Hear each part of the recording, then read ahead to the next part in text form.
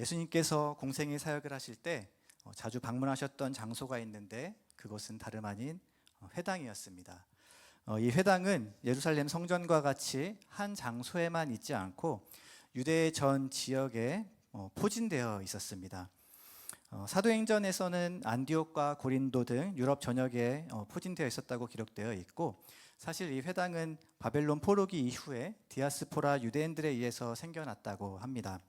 유대인들은 바벨론의 침공으로 인해서 더 이상 예루살렘 성전에서 율법을 낭독하거나 예배를 드릴 수 없게 되자 유대인들은 자신들이 모여 사는 지역에 회당을 만들어 안식일에 모여서 예배를 드렸습니다. 이 회당으로 인해서 다음 세대들에게 율법이 전수되었고 하나님께 선택받았다는 자신들의 정체성을 확인하였습니다. 생각해보면 유대인들은 참 대단한 민족인데요. 전 세계 인구의 0.2%밖에 되지 않는 유대인들이 세계 경제를 좌지우지할 수 있다고 한다면 믿으실 수 있겠습니까? 그런데 실제로 그렇습니다.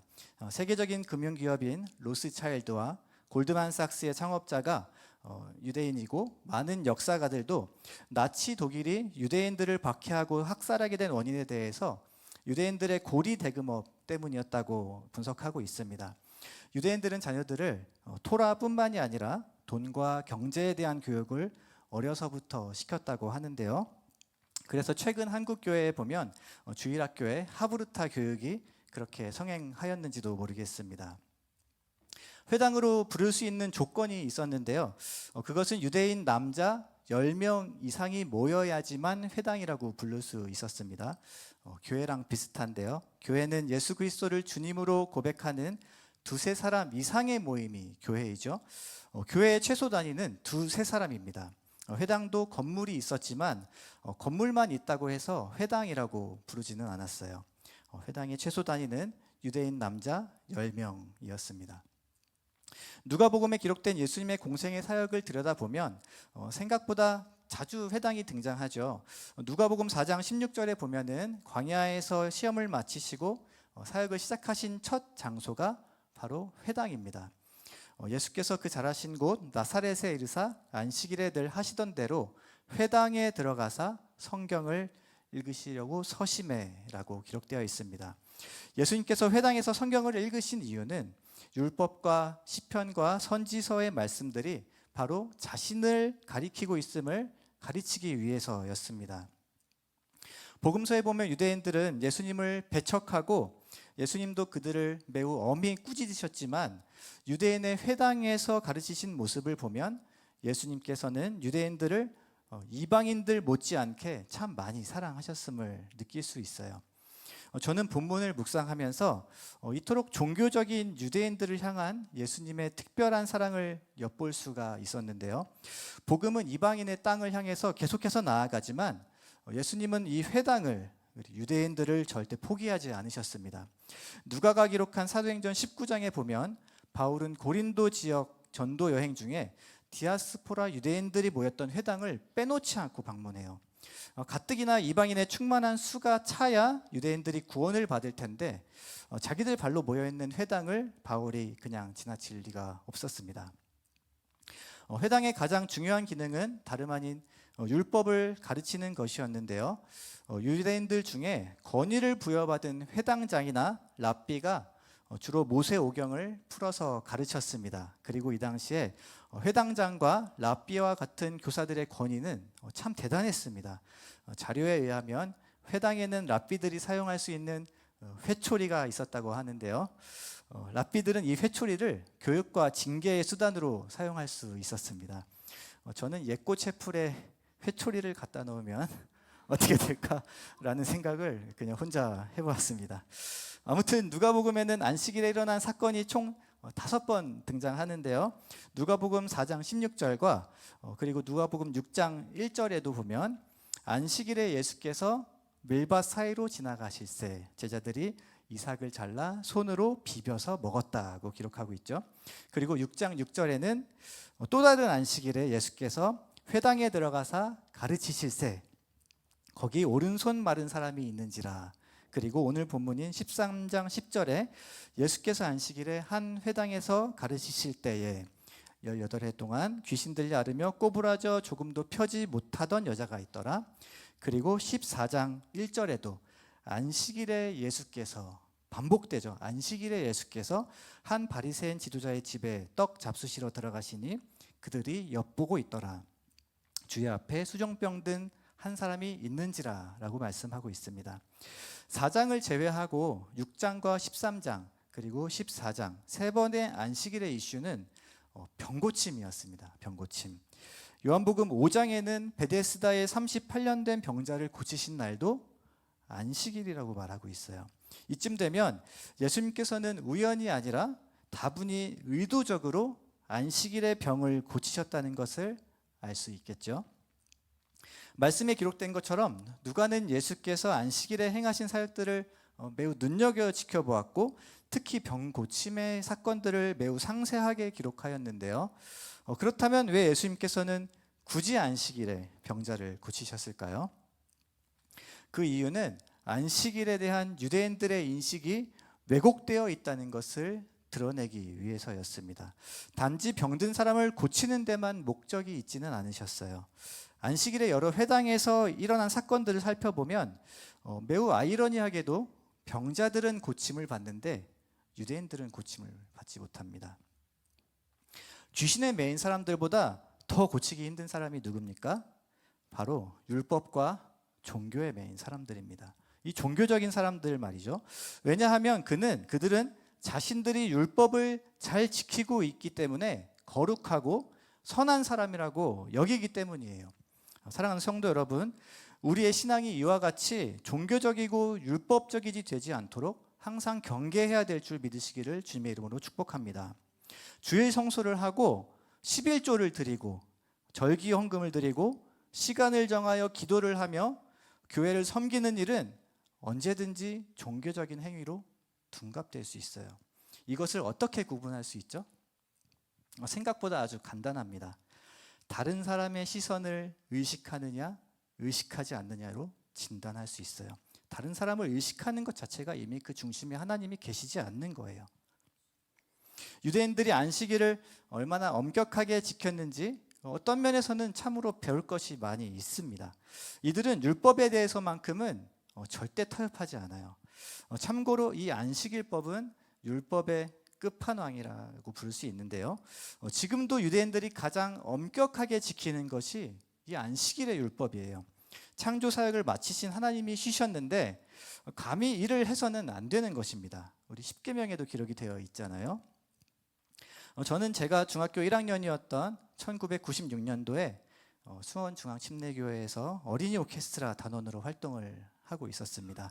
그해 여름에 공연을 하기 위해서 저는 예루살렘을 방문했어요. 중학교 1학년 때 예루살렘을 갔다 왔다니까요. 벌써 30년이 다 되어 갑니다. 당시에 저는 성지 순례에 대해서는 별 관심이 없었습니다. 놀이동산이나 가지 돌무더기로 가득한 이스라엘을 사람들이 왜 가는지 이해가 안 됐어요. 그냥 어른들이 가자는 대로 그냥 따라가고 보라는 거 있으면 그냥 보고 악기 연주하라 그러면 꺼내고 그냥 그렇게 했습니다. 여담이지만 저는 요단강에서 침례를 받았는데요. 지금 생각해 보면 요단강이라고 해서 딱히 특별한 것은 없었습니다. 성경에 나오는 예루살렘 성전이나 통곡의 벽, 그리고 골고다 언덕, 요단강, 유대 광야, 시내 산과 같은 지역들을 돌아다녔지만 다리만 아팠어요. 요단강 물도 별로 안 깨끗하고 침례 받는데 막 얼굴이 물이 안 닿게 하려고 목에 힘을 이렇게 막 주었던 경험이 있습니다. 근데 목사님이 그냥 얼굴을 담가 버리시더라고요. 그래서 어른들이 어릴 때 애들 여행 데리고 가면 남는 게 없다고 하시는 것 같아요. 그래도 한 가지 기억에 남는 에피소드가 있는데요. 예루살렘에서 연주 행사를 마치고 그날 저녁에 숙소로 돌아왔습니다. 근데 그날이 유대인들이 엄격하게 지키는 안식일이었어요. 당시 저희 그룹을 안내하던 가이드가 유대인들의 안식일법에 대해서 이야기를 해주었는데 안식일에는 2,000걸음 이상 걸으면 안 된다고 합니다. 하루 2,000걸음 이상. 그럼 잠자코 그냥 집에만 있으라는 말이죠. 비가 와도 우산을 쓸 수 없어요. 안식일에는 천막을 치면 안 돼서 운전도 하면 안 되고 놀러 다녀도 안 되고 불도 못 피웁니다. 밥도 하면 안 된다고 하더라고요. 이외에도 더 많았어요. 예루살렘 길바닥에 돌멩이가 참 많거든요. 안식일에 운전하면서 그 정통파 유대인들이 마을을 지나가면 돌을 던진대요. 생명을 살려야 하는 종교가 생명을 죽이기도 합니다. 생명에 대해서 왜곡된 그 종교적 신념이 세상에서 가장 무서워요. 유대인들은 또한 안식일에 이 버튼을 누르는 것도 금지를 합니다. 버튼을 눌러도 이게 일이에요. 버튼을 누르면 안 돼요. 그래서 대부분의 숙소에는 엘리베이터가 2개나 3개 정도 있는데요. 그 중에 1개는 안식일에 버튼을 누를 수 없는 유대인들을 위해서 층마다 멈춰서는 엘리베이터였어요. 그래서 저는 그 가이드가 그 엘리베이터는 가급적이면은 이용하지 말라고 하더라고요. 그런데 저는 호기심이 많은 아이라 하지 말라면은 더 하고 싶었더라고요. 그래서 저는 안식일에 검은 모자를 눌러 쓴 아저씨와 층마다 멈춰서는 엘리베이터를 같이 탔습니다. 긴장이 많이 됐지만 이렇게 하이 이렇게 인사를 하면서요. 그때 제 숙소가 9층이었어요. 그런데 엘리베이터가 각 층에 사람이 없는데도 계속 문이 열렸다 닫혔다 하는 거예요. 한번 생각해 보세요. 성도님들께서 교회를 올라오시려고 엘리베이터를 탔는데 주일에 층마다 계속 정차하면서 문이 열렸다가 10초 있다가 닫히고 열렸다가 닫히고 하면 어떻게 되실까요? 저는 그냥 버튼 누르고 회개할 것 같습니다. 하나님께서는 버튼 눌렀다고 벌을 주시는 분이 아니라고 저는 믿습니다. 네, 아무튼 그때 한층 올라가다 멈추고 문이 또 열리고 한층 올라가다 멈추고 열리고 닫히고를 한 5번 정도 반복하니까 몸도 피곤한데 어지럽고 멀미가 나더라고요. 버튼을 눌렀는데 눌리지가 않는 거예요. 그래서 여행 가면 가이드 말을 잘 들어야 합니다. 멀미 나서 저는 6층에서 내리고 다른 엘리베이터를 탔습니다. 이 본문을 묵상하면서 저는 유대인들은 안식일에 엘리베이터 버튼을 누르는 것까지 일로 생각하는데 예수님께서 병을 고치셨으니 참으로 입에 거품을 물만도 했겠다라는 생각이 들었어요. 하지만 유대인들의 이러한 안식일법이 문제가 되는 이유는 겉으로 보이는 종교적인 행위와 열심으로 자신들의 거룩함을 증명하려고 했을 뿐만 아니라 다른 사람들에게는 더욱 엄격한 잣대를 들이대면서 율법을 자신들의 편의에 맞게 해석하였기 때문입니다. 예수님은 이 회당장의 마음을 훤히 들여다보고 계셨어요. 13장 18절 말씀을 한번 같이 읽어보겠습니다. 시작. 그러므로 죄송합니다. 제가 잘못 적었네요. 제가 읽겠습니다. 주께서 대답하여 이르시되 외식하는 자들아 너희가 각각 안식일에 자기의 소나 나귀를 외양간에서 풀어내고 이끌고 가서 물을 먹이지 아니하느냐라고 말씀하고 있죠. 율법서인 신명기 5장 14절 말씀에 보면 안식일 법은 짐승들한테도 해당이 됩니다. 짐승들에게 물을 먹이는 것도 일을 시키는 것과 같다고 보는 것이죠. 이에 예수님은 회당장에게 율법에 대한 해석에 대한 질문을 던지시는데 이 회당장은 먼저 자신이 신명기 5장 13절 말씀을 인용하면서 무리들한테 말을 하죠. 엿새 동안은 힘써서 내 모든 일을 행할 것이나 이 말씀을 너희가 평일에 와서 고침받으라는 말씀으로 해석을 하고 있어요. 그런데 예수님은 신명기 5장 14절 말씀으로 안식일에 일을 금지하는 것은 사람뿐만이 아니라 소와 나귀에게도 적용된다는 그 사실을 회당장에게 다시 상기시켜 주고 계시는 것이에요. 예수님의 이 말씀인즉 신명기 율법에는 사람이나 가축이나 안식일에 일을 하면 안 된다고 했는데 너희들은 짐승들이 목말라 죽을 것을 염려하고서 데리고 나가서 물을 먹였다. 그런데 하물며 18해 동안 사단에게 매여서 허리를 펴지 못하고 고통당하는 아브라함의 딸이 고침받는 것을 트집 잡느냐라는 것이에요. 본문 누가복음 13장 14절 말씀에 보면 이 회당장은 예수님이 이 여인을 고치신 것을 보고 무리들을 향해서 소리를 칩니다. 회당장의 입장에서 안식일을 범한 사람은 예수님인데 무리들을 향해서 또 소리를 지르는 거예요. 그것은 그 무리들이 예수님께 고침을 받으러 온 사람들이었기 때문입니다. 그런데 회장당은 무리들한테 평일에 와서 고침을 받으라고 말하는 거예요. 아니, 평일에 병을 고침을 받을 수 있었으면 뭐하러 안식일에 회당에 왔겠습니까? 그렇죠? 예수님께서 회당에 계시고 예수님이 그 질병을 고쳐주실 수 있기 때문에 회당에 왔겠죠.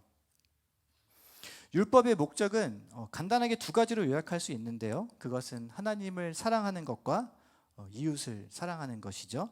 하나님을 사랑하면 우리는 이웃도 사랑하게 됩니다.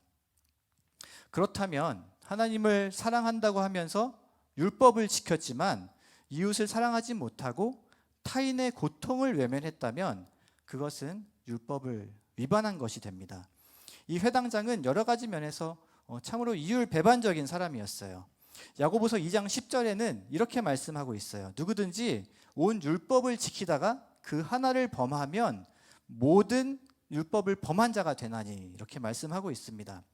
안식일에 제자들이 밀 이삭을 잘라 먹었는데 그들이 안식일에 배가 고팠다는 것은 무엇을 뜻하죠? 평일에도 제대로 못 먹었다는 것을 뜻합니다. 가난했다는 것이죠. 평일에 잘 먹을 수 있었으면 뭐하러 안식일에 눈치 봐가면서 이삭을 주워 먹겠느냐는 거예요. 율법을 어기는 것도 껄끄러운데 그냥 다음날 먹고 말죠. 그런데 배고픈 자들은 아무리 안식일이라고 해도 당장 눈앞에 먹을 것이 있으면 먹어야 했어요. 그래야지 허기를 달랠 수 있었습니다. 그조차도 배부르게 먹을 수 있는 것도 아니었어요. 아마 간에 기별도 안 갔을 거예요. 그런데 미리삭 조금 잘라 먹었다고 쫓아다니면서 정죄했던 사람들이 바로 유대인들이었습니다. 이 여인이 안식일에 아팠다는 것은 무엇을 뜻하죠? 평일에도 고침을 못 받았다는 것을 뜻합니다. 엿새 동안에 고침을 받으라는 이 회당장의 말은 아픈 몸을 이끌고 예수님께 찾아온 무리들에게 참으로 가혹한 말이었습니다. 영국의 한 선교사님이 2차 세계대전이 발발하기 몇 해 전에 중국을 방문했던 경험에 대해서 쓴 글을 본 적이 있는데요. 당시 중국의 주요 교통수단은 인력거였다고 합니다. 그런데 그 인력거를 끄는 사람들은 몸이 매우 병약해서 연신 기침을 하더랍니다.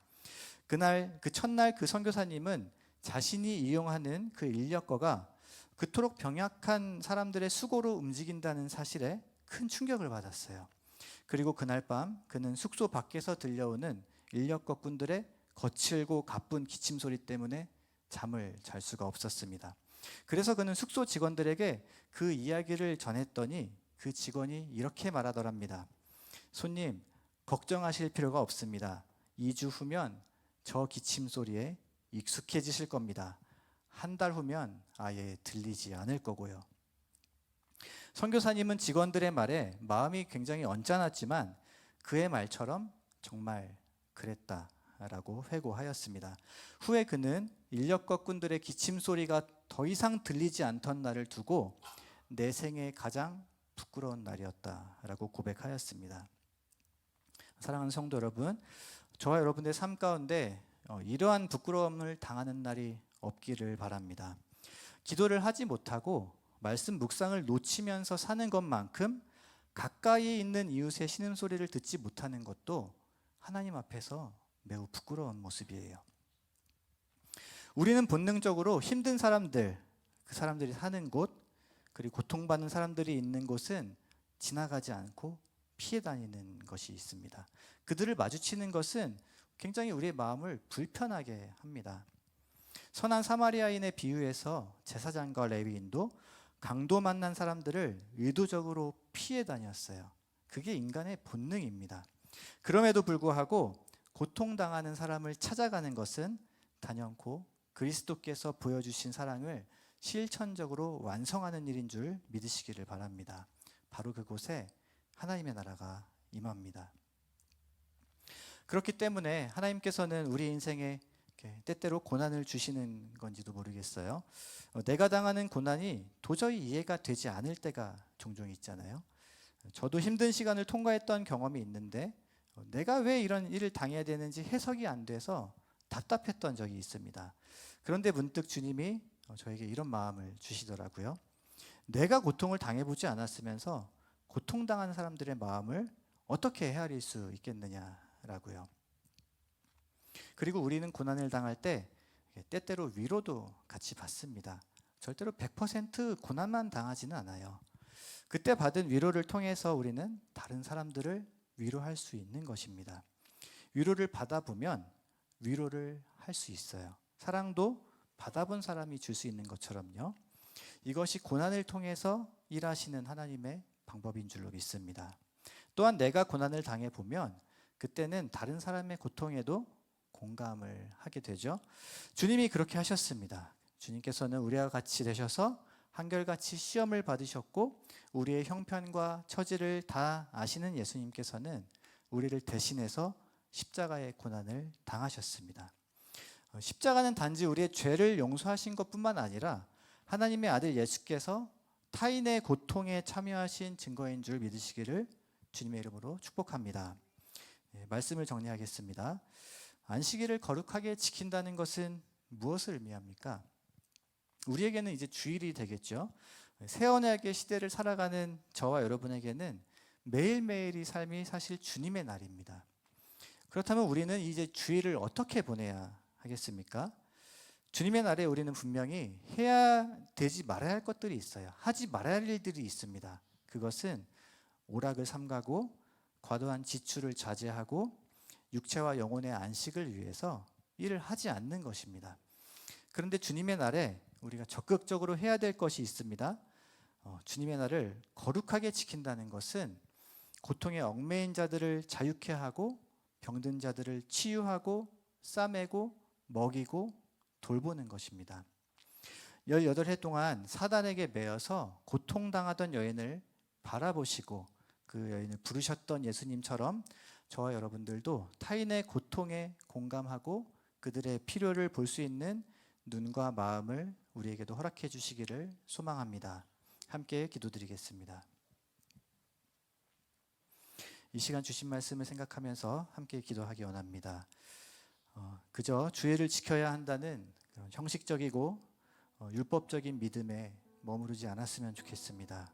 우리의 믿음과 신앙이 단지 스스로의 거룩함만을 추구하면서 율법과 종교적인 행위에만 집중되어 있다면, 그래서 고통당하는 이웃의 아픔을 외면하고 있다면 주님께서 이 시간 저희들의 시선과 마음을 넓혀 주셔서 예수님처럼 긍휼의 마음으로 서로를 섬기고 또한 이웃을 사랑할 수 있도록 도와달라고 기도했으면 좋겠습니다.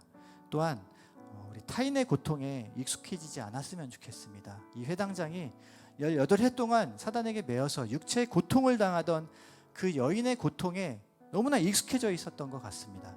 우리 주변에도 고통당하는 많은 이웃들이 있는데 그 고통에 우리 너무나 쉽게 익숙해질 수 있어요. 나와 상관없는 일로 치부하지 않도록 하나님께서 도와주시고, 혹시 나에게도 여러 가지 고난이 있다면 고난당하는 자들의 마음을 공감하고 위로하라는 하나님의 부르심으로 여길 수 있도록 하나님께 도와달라고 기도했으면 좋겠습니다. 부르심을 따라서 주의 백성들을 위로하는 저희들 되게 인도하옵소서. 그렇게 함께 기도하면서 나가겠습니다.